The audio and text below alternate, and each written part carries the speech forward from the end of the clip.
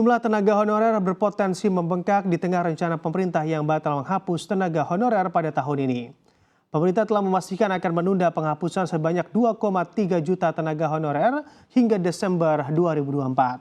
Padahal tenaga honorer seharusnya akan dihapus pada bulan November di tahun ini.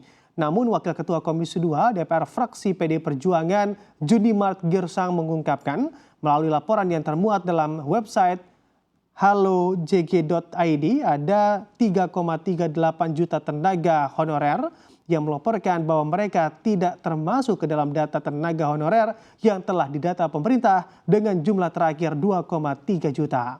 Dengan demikian total tenaga honorer diperkirakan akan membengkak sebanyak 5,6 juta.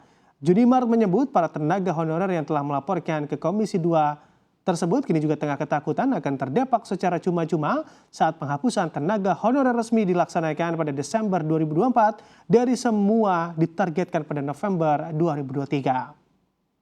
Sementara itu, PLT Kepala BKN Haryomo Dwi Putranto memastikan hingga kini data tenaga honorer atau non-aparatur sipil negara ASN yang berhasil diperoleh BKN hanya sebanyak 2,3 juta belum ada perubahan. Jika laporan pembengkakan tenaga honorer sebagaimana yang diterima Komisi 2 DPR, dirinya menilai audit harus kembali dilakukan oleh BPKP.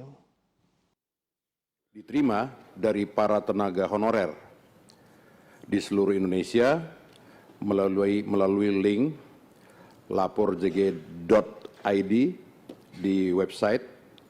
Jumlahnya sebanyak 3.389. Saudara Menteri, data tenaga honorer ya yang sebelumnya sudah terdaftar 2,3 juta lebih kurang.